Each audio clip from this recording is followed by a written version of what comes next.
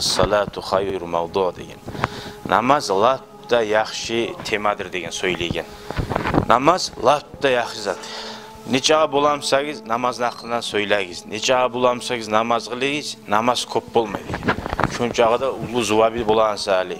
Shunchag'ida bilma gereksali namozni haqidan. Ataji Allah razı olsun ya Allah. Ko'p satni bizga aytdi. Şu go'zalni bize keltirib, şu namoz qilganna har kim hali endi o'ylashi qarama kerak biz. Rukuga borganda to'xtaybizmi? Rukudan qaytganna to'xtaybizmi? Şu lab 100'dan bir 70% kobusu adam aşıp getirgeni şu toxtamak, barmak rukuga bir, Allahu Ekber. Toxtamak bir dağı rukunu degen ayrıca. Onu ayrıca zakka sanagan onu. Toxtadın mı sen? Toxtaganna min rezin yemek bolsan şu namazın paydası bolar. Har yezik ko'rasanchi, rukuga barganda toxtamak, rukudan qaytganna toxtamak, sujdaga barmak, sujdaga barganna toxtamak. O barda toxtaygan zaman toxtamasan namazing seni patapur bo'ldi.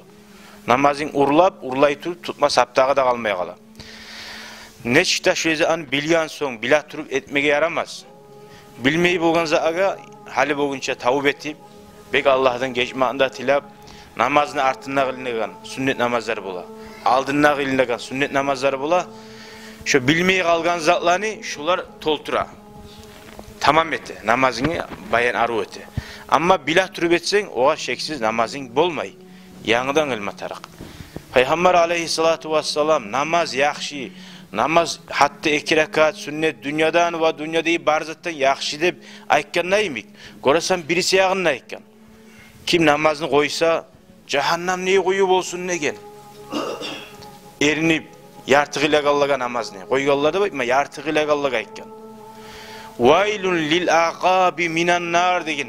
Namazga baylavuza arda uluza ar eken. Hatta namaz juunamsan. Ayak kiyimler, ayaklarını, bağançıkları bulaç artı. Şoğar suv tiymey qallaga da aytgan Peygamber. Vaylun degen cahannam neyi koyup olsun. Ayakların yartı juhanadan maga degen. Bu barda nizatni anlata. Şunchag'ida ulu zat, namaz oyun tugul. Necha ne etsingni namazing buzuq bo'lsa, qolgan barzating buzuq bo'lajaq degan. Dağıda hadisinde Peygamber aleyhissalatu vesselam aytgan, ataji aytib ekan neymi? Orta namaz deb, ekin namazning haqqından. Man fatahu salatul asr. Kim o'zi ekin namazini qilib bo'lmay zamanni chiqarib qo'ysa degan. Faka annama fuqida ahluhu va maluhu degan. Şu adam bir de başka tugul. Şogun ozunu ahlusu da barda tasbih olup olip, barda malide tasbih olup urlanıp ya da yok bolup yallap, şu kuyda bulgan adam yemiktir degen şu adam. Bunu bulan ne anlata? Şunçağı da sen ulu zaral ettin ozunga şogun. Biz Allah görsetmesin, yaşı biz ölüp ya da akça bizden bir gesegi taysa da ne halda şogun paşman mola biz. Şu namazı biz taygan zamanına, namazı biz qilinmey, dünyanı işleri bulan, hanta bulup, arttaqilarman ne tür ötkerili alsa, şogun şöyle bek qiynalma taraq biz. Qiynalmaymısak biz onçağıda yüreği biz namazga haysiz, yok, korkuğumuz namazga bakkan yaktı. Ama bila turup namazın, ola çığa namaz, görüp durasa yarım saat kalıp dura. Uyda kobusu atullar kızlar bula. Ya kurzeti. Ya da Musa çay içe. Halde var biraz zamanla turup. Ya de söyley turup. Buna şolagayta Peygamber aleyhissalatu vesselam ahlusunda yaşınına tas etken neyimikti. Malinna. Ama bila turup koygan adam hatta imamların ulular ekkallar var. İmam Ahmed İslam dininden tayip kafir bula degen şu adam. O sali bir taypa cahiller namaz ilmiye adamlarını kafirge sana koya. Ama bizim mazhab değiller, namaz bilmeyen adam ulu günah etkenni, kafirlikka çıkarma bolagan çağa halda gidigen. Tek şoğar bek ulu tavbe etme tarih degen. Bir imam var şu bilaturu koygan namazı şöyle degen. Ama bizim dağda mazhabdagi imamlar aytgan, kim namaz borç tugul qilmaymen deb qilmasa şu adam kafir bo'ladi degan.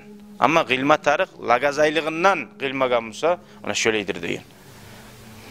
Bugün inşallah şu namazını ahamiyatligini anlamaga maga da ve sizge de ve bari bize de tamam cihazlar eskerildi. İnşallah Rahman dağıda namazni boliklari, sorovlari ara bole turup eskerer biz. Sizge Allah razı olsun barigzada tınlagan.